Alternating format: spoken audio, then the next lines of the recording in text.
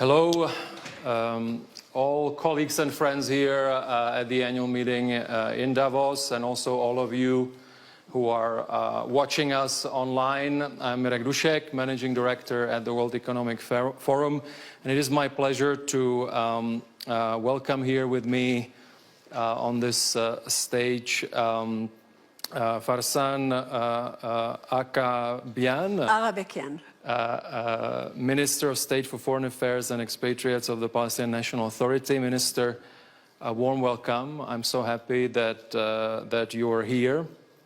And I'm very happy that we are meeting in a situation where we now have a ceasefire. There was also the release of hostages after so many months of suffering. I just want to tell you, we have for us here the situation in Gaza. The humanitarian situation in Gaza has been very much on the agenda. Also the larger situation in the Middle East. I'm very happy that we can have this conversation with you. We've also had here the Qatari Prime Minister, other Arab leaders addressing the situation also overall in the region. We also heard here from Israeli President Herzog. So I think it's very important that we hear from you and from your vantage point what the situation is and hopefully what the steps are going forward to further de-escalate and to further alleviate the human suffering that is on our minds and has been on our minds over all these months. So I think everyone is curious to get your perspective on actually what is now the situation on the ground after the ceasefire and how to make sure that this is a sustained ceasefire. What are the things that you think are being undertaken or should be undertaken to further address the situation and make sure this is sustained? Over to you. Well, thank you very much for giving me this platform.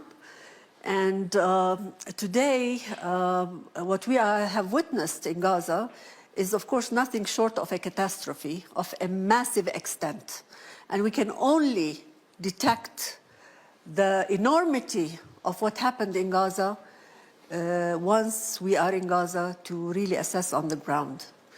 So we're, of course, very elated with the ceasefire and certainly hope that the ceasefire brings something more sustainable in the future to end the suffering of the people, because we know that this war was nothing about except killing civilians and more civilians. And had the ceasefire taken place months ago, we believe that thousands of lives would have been spared. But at any rate, today we have a ceasefire. We need to ensure that that ceasefire is maintained. And there's a lot of responsibility on the international community to ensure that the ceasefire is maintained. Mm-hmm. And if we look at the trend and we look retroactively on what used to happen in the past, we know that with the Israelis, there is a lot of unpredictability and it could go either way. Mm. So the international community has a role in ensuring that the articles in the agreement are maintained, they are respected, and that there is monitoring and accountability irrespective of who violates. Mm-hmm. Mm-hmm. What we expect to happen in Gaza today is immediate relief and emergency efforts to help traumatized people. Mm-hmm. These people have been traumatized not only for the last 15 months, but even before with the de-development in Gaza. These people were under a brutal siege for so many months, mm-hmm. and then compounded with the brutal aggression by the Israelis. The toll shouldered by these people is enormous. The number of people killed is unprecedented. The number of injured is also unprecedented. And they would need a lot of care, given that Gaza has almost nothing now. Everything in Gaza is ruined.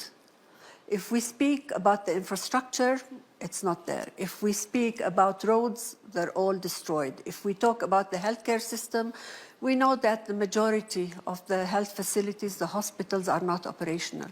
Water pipes, sewage, you name it. And people, after a ceasefire and after such a long time of awaiting a light at the end of the tunnel, they expect a lot. And rightly so. They want their children in school. Children have not been in school for a year and a half. They need to cater to the needs of the injured. They need to eat. And so is there, for us just to understand, what is the current access of those different organizations that would or could be providing that aid? Well, today we have more trucks, 8 trucks going in, and they're increasing by the day. But is it sufficient? No, of course not, because the extent of need cannot be provided in a day or 2 or a week or a month. This would need concerted effort. It needs a lot of logistic support. It needs a lot of management. We have to ensure that the aid is reaching the people, all the people, not part of the people. And today, the Palestinian government has established a committee, and it will be working 24/7 to ensure that, and it has the different ministries represented in the committee to ensure that the needs are taken care of, at least to the extent possible. We need to understand that the challenges are enormous. And if anybody thinks that the Palestinian Authority can on its own provide everything, then it's quite naive. The Palestinian Authority is very ready to shoulder its responsibilities, but it needs to be fully supported. And fully supported how? It needs to be fully supported to have access to Gaza and empowered and enabled to enter Gaza and operate in Gaza. And then, so the ceasefire is between Israel and Hamas. So obviously there is this quite a complicated relationship also between your government and Hamas. So how do you view that? You said that your government should be invested in doing more. How do you view that in light of the complicated relationship that I think we all know about between your government and Hamas? As a person in government today, but also as a mother, as a regular Palestinian person, I think Gaza was severed from the entirety of the Palestinian occupied land. It's only natural today that it goes back to the core. And the core is today, whether we like it or not, the Palestinian Authority. And the authority has not left Gaza. In fact, during the war, many of the staff in health, in education, in water, in electricity were paid by the Palestinian Authority and were staff of the Palestinian Authority. So they have continued to work. It would be difficult, it would be challenging to mobilize everybody and be on their feet tomorrow, but it's doable. It's doable because once you have people already working, already in the system, it would be easier to mobilize them with some logistic support. And this is what we will be working on diligently. And are you optimistic because the plan has, what, 3 stages? Yeah, it has stages. And so are you optimistic that really we can get there? We have to stay optimistic because for us Palestinians, optimism is not a choice. It's not an option. It's a must. Because we cannot resort to helplessness and hopelessness. Okay, we have a deal. The deal has guarantors, it has to be, and we would like to move by the deal articles to ensure that first and foremost we cater to the needs of our people. These are our people and they need all the help we can provide. And we will not shy away from pressing and ensuring that we can provide them with whatever is possible at this specific time. Maybe just for us, just still more granular vision of what's happening on the ground. So are there already convoys that are going in as we speak? Yes. And from which? Yes, yes. From which direction, so that we can imagine what is taking place? There are convoys going in, and we see them increasing by the day. But as I said, it's not enough. We need maybe 10, 20, 50 times more than what is getting there. And we need to have plans on the logistic management issues to ensure that people are getting at least, sustenance before we talk about something else. And then, of course, we need to go through all these steps, and hopefully, as you said, this will be successful. I really hope so. Then when people talk about the reconstruction, obviously there is huge damage. In addition to the human suffering, there is huge damage.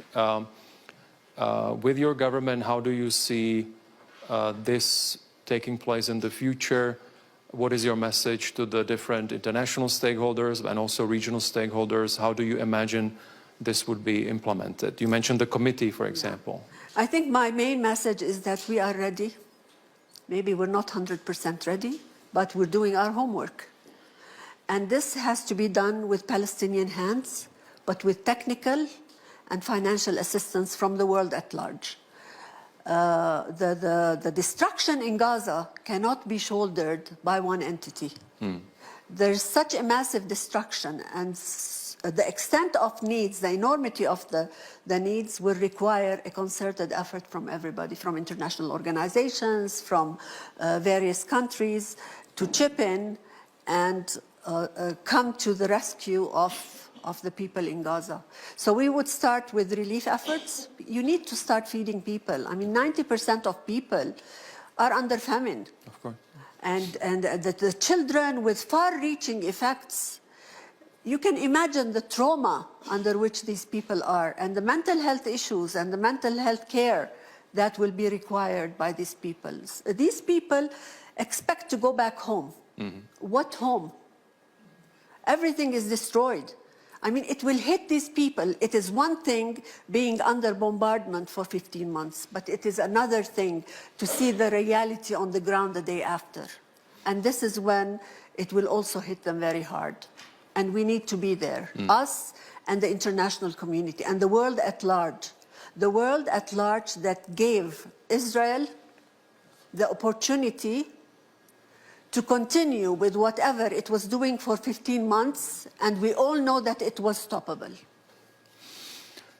And Madam Minister, on the governance, future governance of Gaza, because it is linked to also then reconstruction, but also some of the relief efforts, what is your vision from your government? Obviously, there are all kinds of visions, but what is your vision, so for us to understand where you would like to take it as the Palestinian Authority? Again, the Palestinian Authority has a vision on a reconstruction plan. There's a vision for one Palestine, but there's also a component, a big component on the reconstruction of Gaza. And it entails, there are pillars for this vision in its entirety. And the pillars are, first of all, you need to unify the two parts. You need to unify them in practice. You need to unify them in administration, in operation.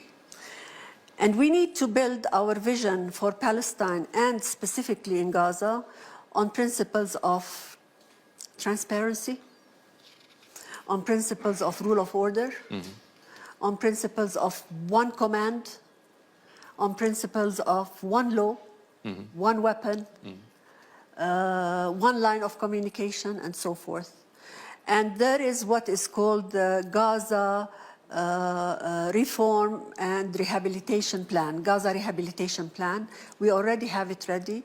And we have some strategic initiatives that apply to all of Palestine, but specifically will also take into consideration the needs in Gaza. Because if we talk about strategic initiatives, including renewable energy, agriculture, to ensure that we can feed the people, if we talk about education for all, if we talk about rehabilitating the healthcare system and ensuring we localize the healthcare services, then again that is important, because all these initiatives will save us money. And it's important to save money because we also understand that it will require billions to reconstruct Gaza. So any saving in any direction is important. Thank you. And you mentioned some of the reforms that your government and the Palestinian Authority is implementing across, as you said. Help us understand a little bit the situation in the West Bank as well. It is not an easy economic and social picture either. Yes. Look, the situation on the West Bank is extremely volatile.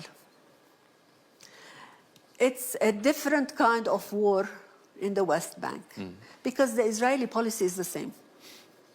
The policy is that of, taking land, displacing people, and calling that land your own, and ensuring that these people understand this is not their land, and they can move either voluntarily or they can be forced to move.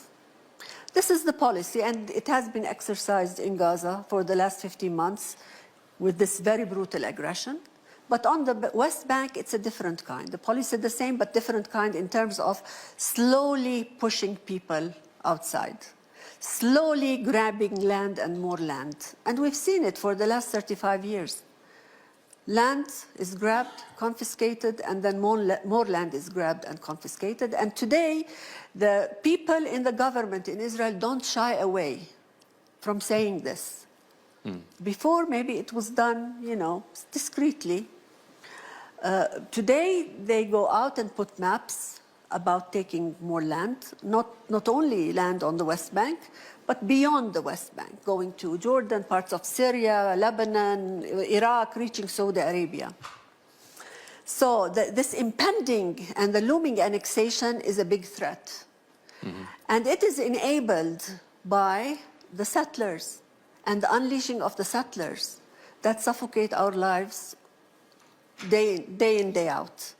So the settler activities, the increasing annexation, being vocal about annexation, the poor economic conditions, our laborers have not had work for the last 15 months. We have about 250,000 laborers who used to work in Israel. They cannot access Israel. They can't access Israel. They have not had a penny going in their pockets for the last 15 months.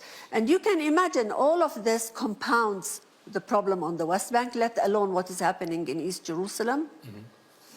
The issue of prisoners. In the last 15 months, the Palestinian prisoners detained in Israeli detention camps has doubled. So no matter how you look at it, it's quite problematic. But we count on international law. We count on our right, because I cannot be suffocated and I cannot be reprimanded when asking about my right. International law and the ICJ ruling and its approval at the UN says that this is an illegal occupation that needs to be dismantled in a year's time. Now, it might not be dismantled in a year's time, but we need to see steps moving forward towards its dismantlement. And this is the responsibility of the free world that says it's a free world and respects international law to move ahead with it. It's enshrined in international law. And if we, as a free world, accept annexation and breach of borders and grabbing more land in Palestine, then that's a breach of international law. And Madam Minister, in terms of the economic picture, do you think that with now the ceasefire, because the situation economically and socially is worse than it was, let's say, 2 years ago, so are there any initiatives, particularly if there are stakeholders outside, be they governmental or private sector, particularly on the economy in the West Bank, that you would like to point to for the immediate future? Despite the gloomy situation, and we've seen this in the past in Palestine, yet we remain hopeful because the economy can be revived. But to revive the economy, you need some political stability. You need to have access. You need to be able to move freely. So if there is a political track that will take us, a genuine political track with a time frame that will take us into that direction, then the economic issues will synchronize. But without a political track and a political direction, it will be problematic, because it's difficult to attract investors to such a volatile environment that is pushing investors out. But when investors see that there might be a glimpse of hope, then we will see people pouring into the area. Thank you. Madam Minister, on the more geopolitical picture, so we have the new U.S. administration. What do you think the new U.S. administration and other stakeholders can do to, of course, hopefully continue with the upholding of the ceasefire and full implementation of the plan, but also then get us back on the path to peace? Well, the U.S., Qatar, Egypt, they chaperone this, and other countries have worked diligently for us to reach a ceasefire.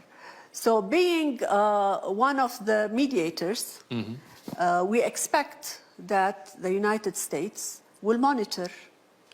And there are rules for the monitoring and the accountabilities in terms of any violations. So that's one. We also expect that the United States looks at us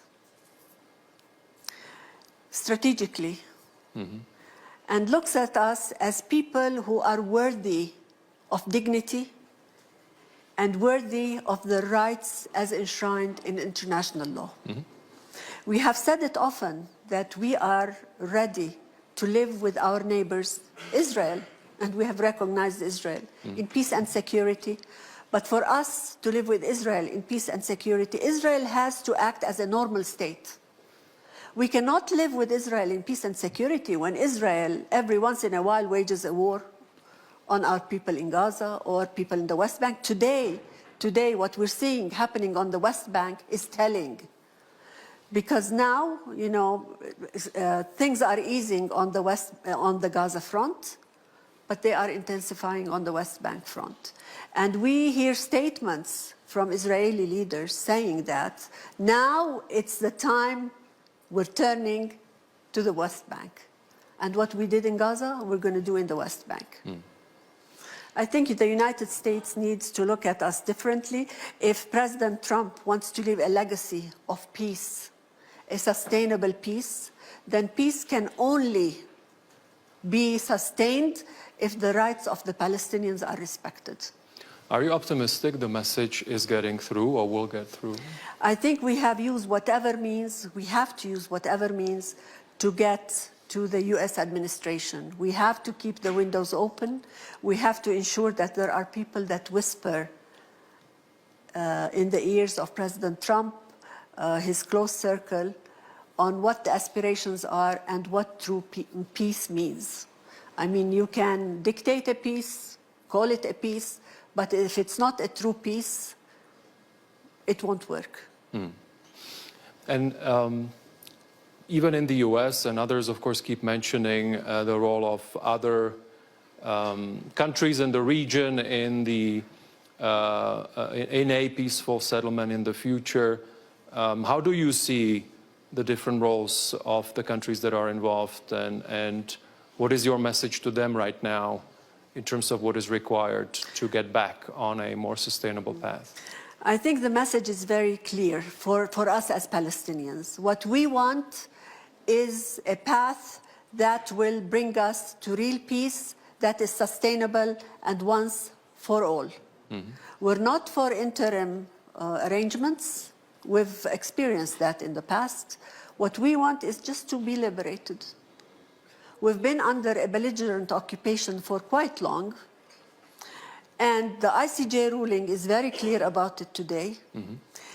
We have the Global Coalition for Peace, spearheaded by the Kingdom of Saudi Arabia, Norway, and we have 90 countries that have rallied behind it. That's another important path. We're awaiting the peace conference to be held at the UN mid-year. We are awaiting a conference of the high contracting parties in March. So there are several activities or events taking place, all moving in the direction of peace. But again, we want what is called a true peace, not something that gives us a camouflage of what peace looks like, because people outside are dictating what that peace should look like, and peace that takes the interest of all parties, not one party on the account of the other. And to me, we need to be seen as people worthy of living, as people worthy of their land, as people who need to be given time to breathe so that they can show the region and the world what we can contribute. We have contributed in the past. We have a great history of contribution, but we need to be given the opportunity to do so.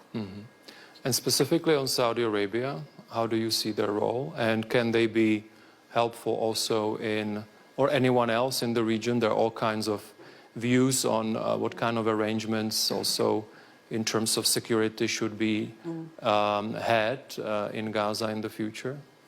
Saudi Arabia is a very important and weighty country. Financially, it's very important amongst Islamic and Arab countries. So coming into the picture with force is very, very important. And voicing that it will not move on the normalization track until the Palestinian track and the two-state and the materialization of the state moves on, it gives us a lot of hope. Madam Minister, finally, I mentioned that we had many stakeholders, many leaders that have engaged in dialogue on the situation in Gaza. Also, they have given views on pathways to peace. How can we restart a pathway to peace? We had here, as I said, among them also was from the region Israeli president who talked about Hamas's attack on October 7th and the human toll that it had. For us, of course, it's important, and it's very important we've had this conversation. I would like to understand from you, given the situation right now, you mentioned a two-state solution. How feasible is it? Many question it. How do you feel about it? How feasible you think it is, despite the challenges that we have right now? First and foremost, we need to understand that peace is possible. And justice can prevail, but it needs teeth. It can't just be a slogan. The two-state solution is the only viable solution, despite all the difficulties. There are other options, there are other solutions. But the viability of those solutions, if we think that the two-state solution is not viable, the viability of the other solutions are even less. So the whole world, even the United States, says that the most viable solution is the two-state solution. The International Court of Justice said that, we need to move towards a two-state solution. The Global Alliance wants a two-state solution. The whole world wants a two-state solution. The only entity that doesn't want a two-state solution is the occupied state of Israel. The state of Israel needs to understand that its illusion on occupying people forever, demonizing them, brutalizing them, can pass with impunity. They need to re-question that. Because today, after what has happened, and the pains inflicted on Palestinians and the sufferings of the Palestinians for decades, this will bring us to another maybe more vicious cycle of violence in the future if this issue is not solved and solved in the nearest time possible. So the two-state parameters are there. What we need is a genuine path that takes us with a specific framework on the two states and a monitoring mechanism that puts the players into account. Madam Minister, thank you. You at the beginning mentioned the word hope. I think it's very important. We are meeting here at a very sensitive time. I think hope is maybe something that is not on people's mind because it's really just a small installment in terms of where we need to be. But I really hope that if we have this conversation in a year's time, that we will be in a completely different situation where some of the things we've discussed, maybe I will not be asking you about the feasibility of the two-state solution or being very careful about even saying that maybe there are pathways to dialogue. I guess this is a testament of where we are right now, but to your point on hope, I do hope that we will now, this is the bottom and we can go only upward from here. So thank you so much for sharing. Thank you so much for being here. All the best. Thank you.